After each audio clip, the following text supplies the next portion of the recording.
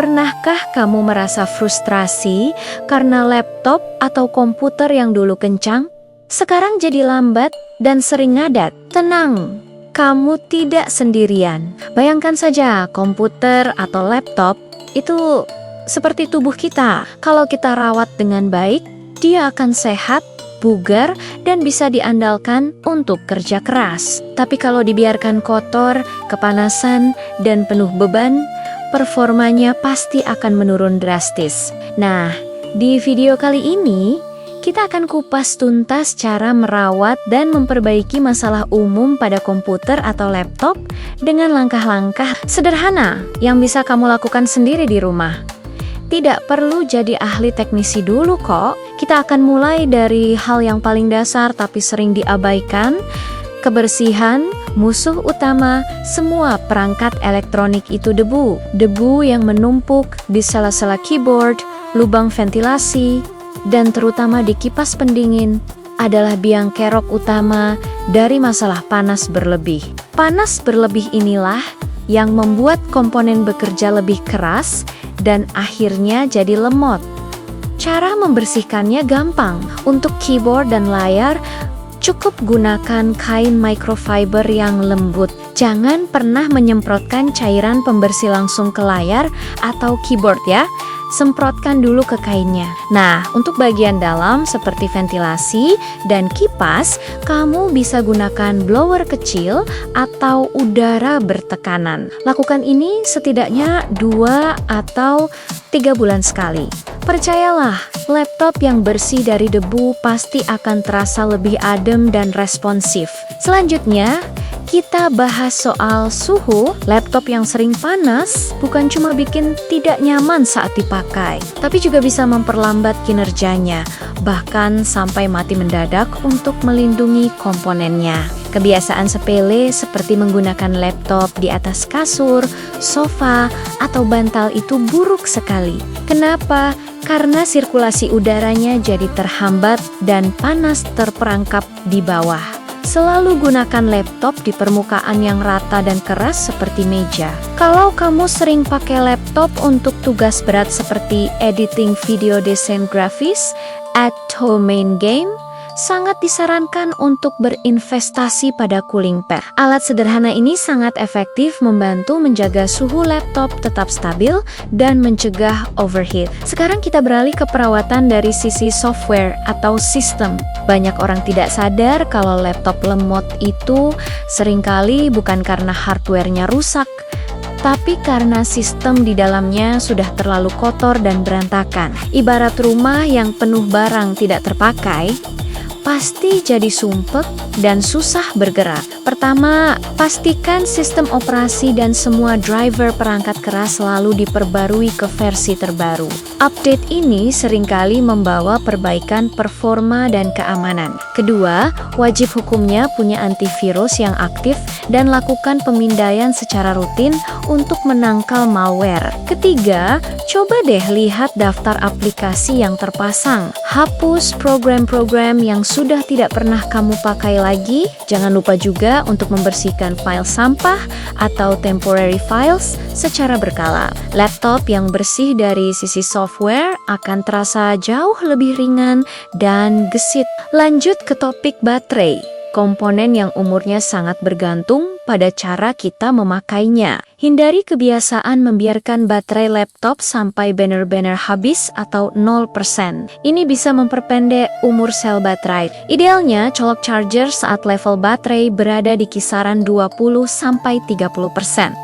Lalu, bagaimana jika sering pakai laptop sambil di-charge? Tidak masalah. Laptop modern sudah pintar mengatur dayanya. Tapi, sesekali, misalnya seminggu sekali, coba lepaskan charger dan gunakan laptop dengan daya baterai sampai sekitar 40%. Ini membantu sel-sel baterai tetap aktif dan sehat. Dengan perlakuan yang benar, baterai laptopmu bisa awet bertahun-tahun. Nah, sekarang kita masuk ke bagian perbaikan ringan. Masalah paling umum yang kita hadapi. Laptop atau komputer terasa super lambat. Penyebab utamanya biasanya ada dua, yaitu kapasitas RAM yang terlalu kecil untuk kebutuhan sekarang, atau penyimpanan yang masih menggunakan hard disk konvensional dan sudah almost full. Solusi paling efektif dan paling terasa dampaknya adalah upgrade. Pertama, tambah kapasitas RAM.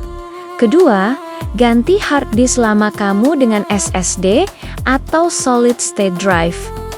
Percayalah, upgrade ke SSD ini akan membuat laptop lamamu terasa seperti baru lahir kembali. Proses booting, buka aplikasi, dan transfer data jadi secepat kilat. Upgrade ini relatif aman kok dilakukan oleh pemula dengan panduan yang tepat. Lalu bagaimana jika komputer atau laptop tiba-tiba tidak mau menyala? Jangan langsung panik dan berpikir harus beli baru. Coba langkah-langkah ini dulu. Pertama, periksa hal paling dasar. Kabel charger, colokan, dan sumber listrik. Pastikan semuanya terpasang dengan benar. Jika laptopmu punya baterai yang bisa dilepas, coba lepas baterainya, tunggu beberapa detik, lalu pasang kembali dan coba nyalakan. Untuk komputer desktop atau laptop yang pernah dibongkar, seringkali masalahnya sepele, yaitu RAM yang posisinya kurang pas atau kendor. Coba lepas dan pasang kembali modul RAM-nya. Banyak sekali kasus komputer gagal menyala terselesaikan hanya dengan cara ini. Masalah lain yang sering bikin pusing adalah layar hitam atau blank screen saat dinyalakan. Padahal lampu indikator dan kipas menyala. Langkah pertama, coba naikkan tingkat kecerahan layar. Siapa tahu hanya karena settingnya terlalu redup. Jika tidak berhasil, coba sambungkan laptop ke monitor eksternal atau TV menggunakan kabel HDMI.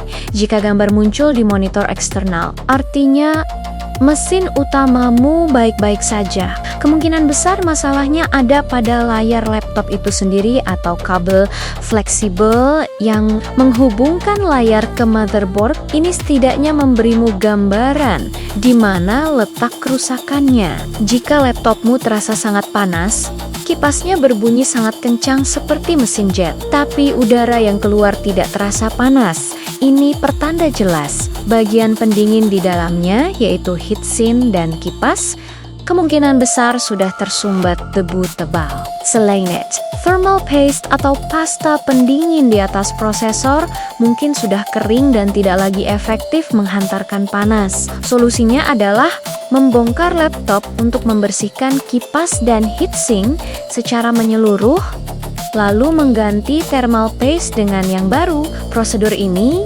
biasanya perlu dilakukan setiap 1 hingga 2 tahun sekali, tergantung pemakaian. Suhu laptop bisa turun drastis setelah perawatan ini. Namun, penting untuk diingat, kita juga harus tahu batasan kemampuan kita. Tidak semua kerusakan bisa atau harus diperbaiki sendiri. Jika laptopmu mengalami masalah serius seperti mati total dan tidak ada respon sama sekali, pernah terkena tumpahan air, terjatuh keras, atau sampai mengeluarkan bau hangus atau terbakar, jangan coba-coba membongkarnya sendiri. Salah penanganan justru bisa menyebabkan kerusakan yang lebih parah dan lebih mahal untuk diperbaiki.